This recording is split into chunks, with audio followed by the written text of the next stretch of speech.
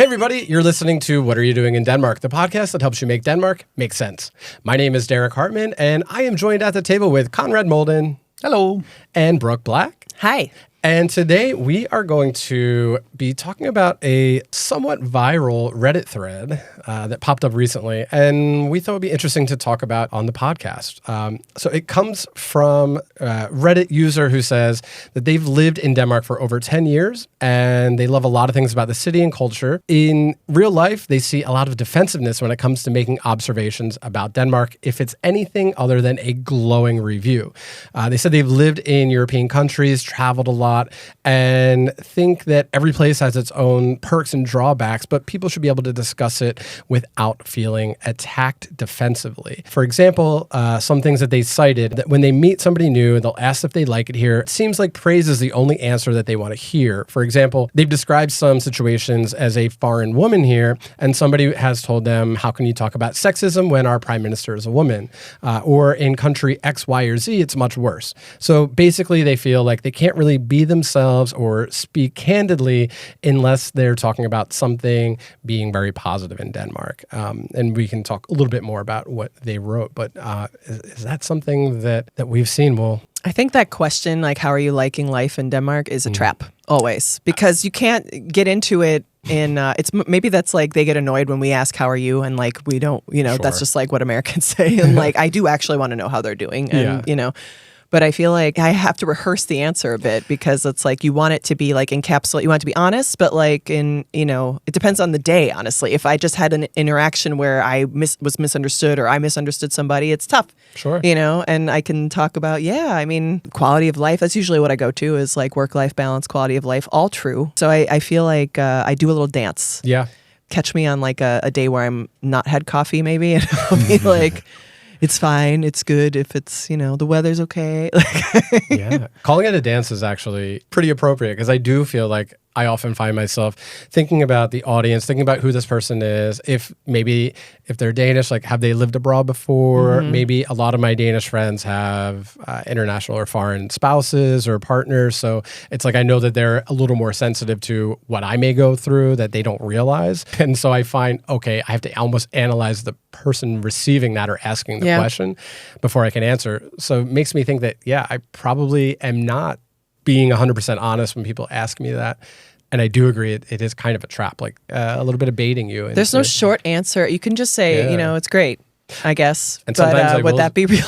It could be for that moment. Sometimes I'm like, it's okay. Because people always ask, I don't know if you guys get this, like, oh, do you ever want to move back? I get that all the time. All the time. And I'm like, well, it's weird because I've been here for 7 years. So what about me makes you think that I would move back? Or that's like the plan. This whole podcast, we call it What Are You Doing in Denmark? Because of what we hear all the time, like, Hvad laver du i Danmark? It almost sounds in English a little jarring, like, what do you mean? Like, what are you doing here? What are you doing here? Why are you here? But we know that it's not meant that way. I wonder if because you and your partner are both American, I think so. That's the reason why it's like, why would you choose Denmark? Like, I'm married to a Dane, so it's kind of a logical reason to come to Denmark, but I think for people that have no tie whatsoever and choosing to live in Denmark, which is a tricky place to live unless you're sponsored by work or things like that, then I'm sure it's like mostly out of a curiosity thing, just like how, why, Yeah, do you think like Danes are just unaware of the scale and number of international or foreign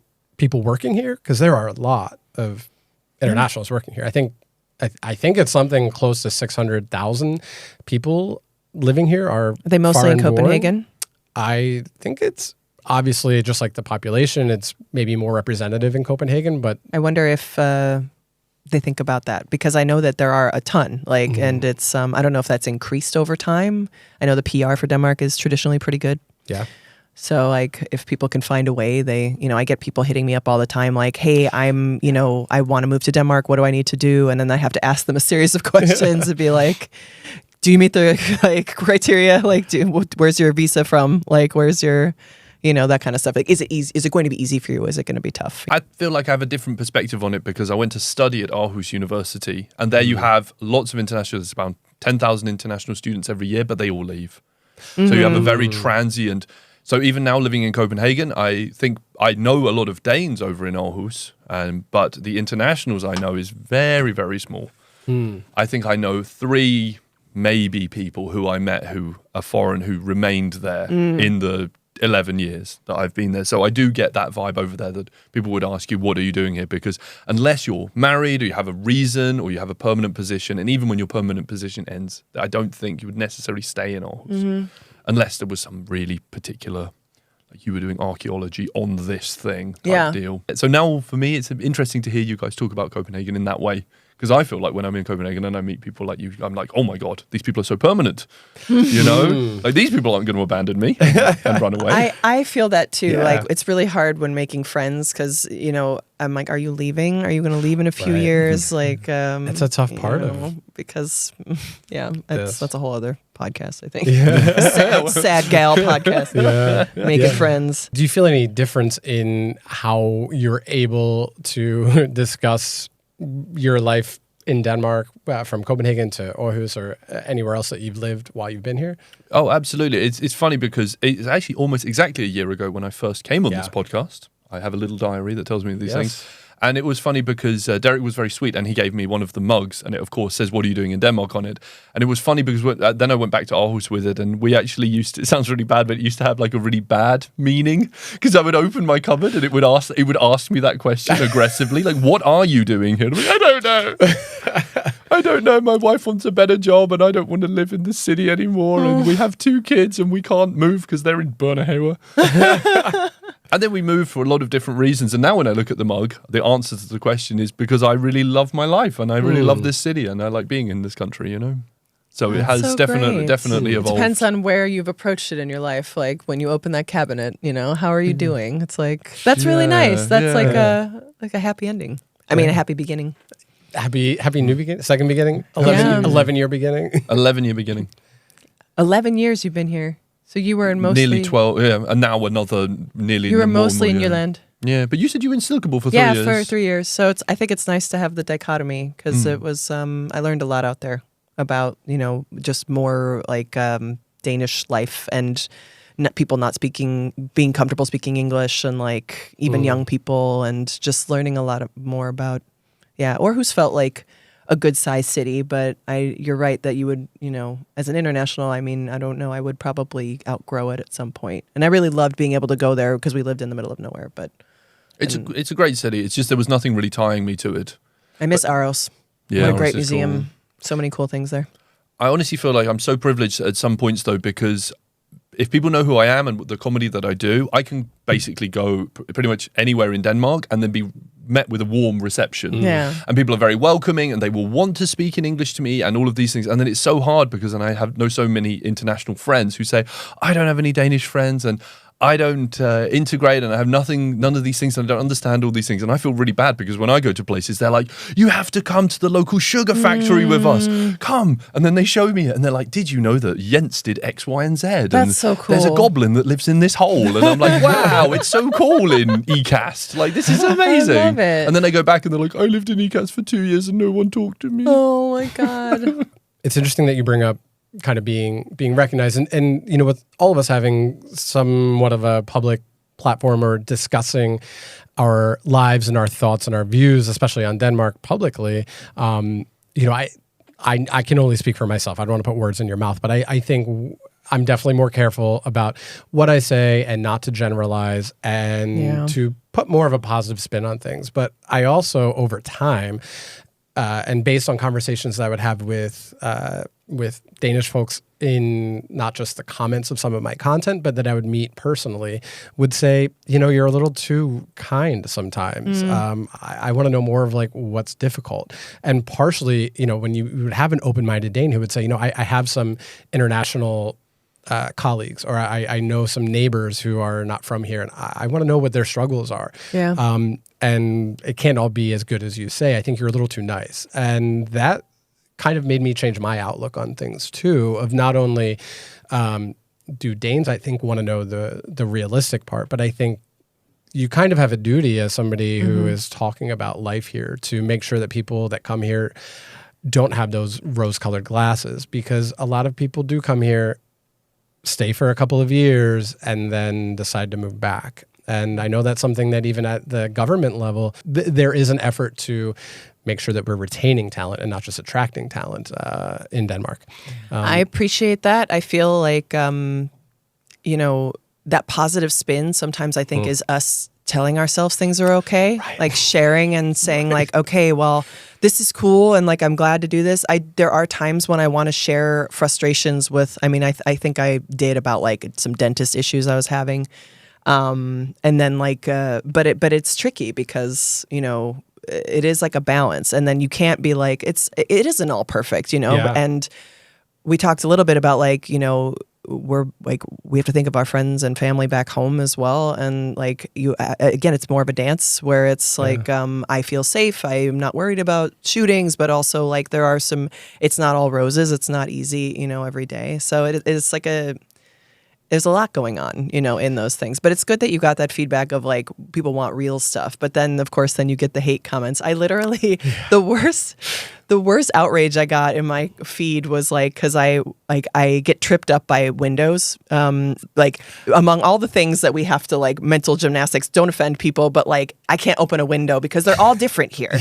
And I said basically like, have you thought about windows in Europe? And I know you're not supposed to generalize, but literally it would not matter if it was this building in Denmark or the building next to it or the like building in Germany. And people just were like, it is not Europe. Where is this building? I'm like, it literally doesn't matter. It's in Copenhagen, but like windows next to hard. it will be totally different.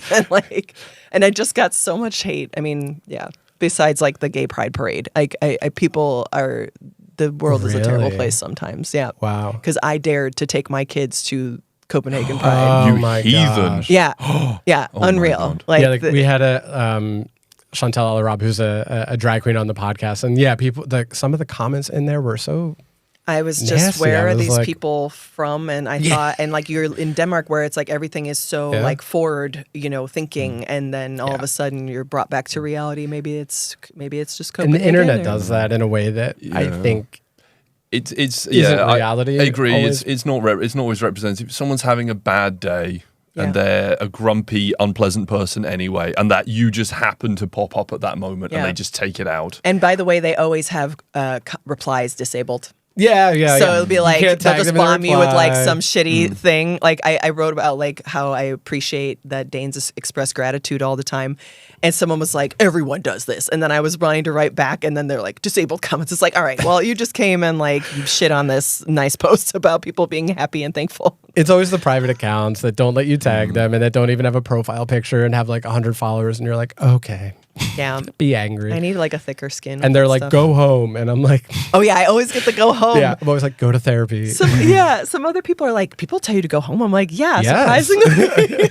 like, just go home. Way too many. God damn it. I get too deep into it. I try to do the you social clap media back. justice. So my favorite thing to do is if somebody's particularly nasty, screenshot the message and post it and tag them. And if you can, find them on Facebook, go through their pictures, save as everything that you can from them, and post all of that. And I actually even had a situation where I feel like you're violating GDPR a little people bit. write to me like, you can't, whatever. Just sue me. Yeah. Because some people write some really rude It's things. a And you're public like, comment. yeah, and you're like, if this is your opinion, I think we should share it with the world, man who's horribly offensive. Yeah. But I actually had a crazy one where I bought something on DBA, I can't remember what, a board game, I think, and the person, it was a scam, so the guy scammed me. But he was a real mobile pay number. So it took me a couple of days, but I managed to find out exactly who he was and put pictures of him online. It was like, does anyone know this dude? Because he scammed me, and put everything up there. His, whatever information I could put, roughly where he lived, his phone number, blah, blah, blah, blah, blah. Wow. And people did actually contact me, and thankfully he lived in the middle of nowhere, Sunderland. So people were like, yeah, that's Jens. Like, I know he lives like next door to me. And I said, please go to him and tell him to refund me the money and send it back. And he did. Wow. Yeah. Oh my God. So it's moments like that where I'm really happy for it. So I would say if you get You're like a private investigator, like renegade, telling people to shush on the train, and like you're just there is Internet vigilante. Yeah, seriously, I would be too scared. I'd be like, maybe what are they gonna do? I don't know. I'm a lady. Like that's like true. I get scared by. I mean, I'm so grateful that. I think this happened. Like I mentioned this last time on the pod, but I was walking in Frederiksberg and I heard.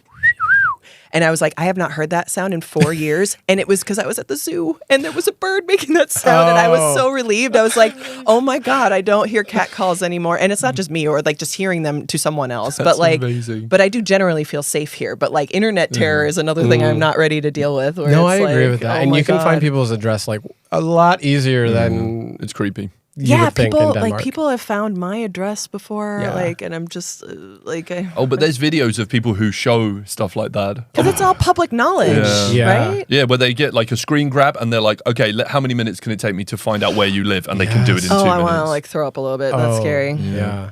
But But I'm impressed with your vigilantism. you, Give thank me you. my I was it $20? Like, or like oh, how it much was like it? 90 kroners or Holy something. It honestly Still. wasn't the money, it was the principle of it. It's like, it was a children's board game. It's like, I want this for my son who asked for it. Like, have you posted it or not? Because if you haven't, like, I want to get it somewhere else for him. Yeah. Like, don't scam me for But 90 how did you find out when he kroner. didn't send it? Yeah, well, like no, it was the chasing? classic. Like once you pay, and then they just stop communicating. They're like, okay, have you sent it? And then no reply, no response. You're like, okay. People do that on Venmo. I know that that's not a thing here, but like that, I had so many friends scammed. Like anything you buy online, yeah. Oh, It's really cheeky. DBA, that is the cesspit.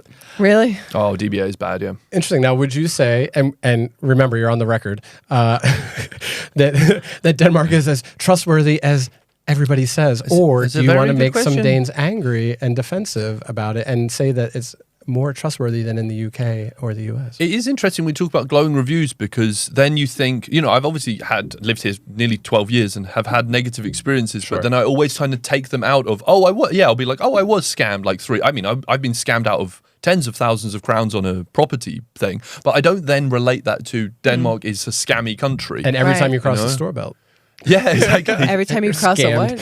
what? Because the store belt fee is high, Oh, yeah. it should be free. Yeah. But then at the same time, if I lived in England and somebody told me I was scammed, I'm like, yeah, Britain, broken, everyone is.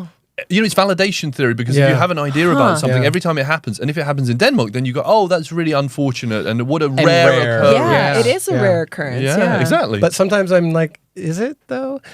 And I think too, and kind of like zeroing back in on like what this Reddit post said, I sometimes feel like being an American, especially being an American living in Europe, and I'm not going to name every country in Europe, but or even just Denmark or specifically Copenhagen where I live. I sometimes feel like people are very comfortable telling me all their thoughts on the United States and my government and our history and every single stereotype that they believe is true about me when they don't know me, just because of where I come from. So I sometimes feel a little bit like I do want to push back when I feel like I'm not. When I feel a little bit muzzled or like I have to sugarcoat things, because I don't feel like I'm given that respect. And I understand, people are going to have opinions about the U.S. But I do sometimes feel like people have no problem telling me about their experiences of the U.S., even if they've never been there or were there one time years ago on vacation, only to like Disney World or New York. And they're like, oh, but I watch a lot of news. And I'm like, yeah, you don't know my me or God. my family or, where I come from. Yeah. So yeah, sometimes I feel like, no, maybe I don't need to sugarcoat things. And I can just say that, yeah, things are great here. You can have a very good life, but it's your responsibility to have that good life, just like anywhere else. And I think things I'm aren't still. I think I've been here the least years from this table, and so I feel like I probably understand. Much like my MacBook, like I understand 3% of what's going on in this computer. Sure. Like all these tools have been built, but like in living in Denmark, I'm still in my own version of it. So like I don't actually fully like understand what's going on all the time. So like I'm hoping that increases over time. But like so in that way, in my small universe version that is right now, I'm happy, sad, frustrated, whatever it is. But then that will grow and change. And so that's like I don't have the whole picture. I don't have the whole story. It's like you're not having the confidence in the Stiller zone to speak up. 'Cause Yeah. you're like, am I part of the tribe? Yeah. Or am That's I it. kind of... I think I like don't know where I stand. So I don't know in certain situations if I can like defend someone on their behalf or if like how to react to a situation. If a friend is upset, do I tell them to swallow the camel or do I do what I would do, which is like, Pat God, the that horse. really sucks. Like I hear you, I see you, like do it from like my Western not Western, but like North American version of like empathy. It's like hard to know. I wonder if maybe that's where some of the, I don't want to say defensiveness, but I can't think of a better word, but maybe that's where some of that pushback from Danes comes from, because they think like, well, I get it, but like, you're an international, you didn't grow up here, so you don't understand everything that's going on. Yeah, maybe. But at the same time, I don't know what what you have to do to be able to have your experiences trusted. You know, I sometimes feel like, please don't invalidate my experience because I, say live in Copenhagen, or I've only been here a certain number of years, or I don't work in a labor-intensive job. I've only had office jobs here. Like, I feel like there is definitely a thing when I say anything in content, and this person is only talking about their real life, but when I say something publicly, I feel like people do try to poke holes in the things that I say. I do agree with you, but don't forget that empty vessels make the most noise. Absolutely. And what's so funny is that there are so many Danes, I would say the vast majority of Danes, where you can make all of the silly jokes and say silly things about Denmark and make fun of them. And they don't care. Yeah. And they'll even laugh along with you. And they're like, yeah, whatever. Yeah, Sjælland is Copenhagen and Jylland is all pigs. Like, we don't care. Like, it doesn't matter to me. And then what you realize is that, especially on the internet, you get people who take everything much too seriously.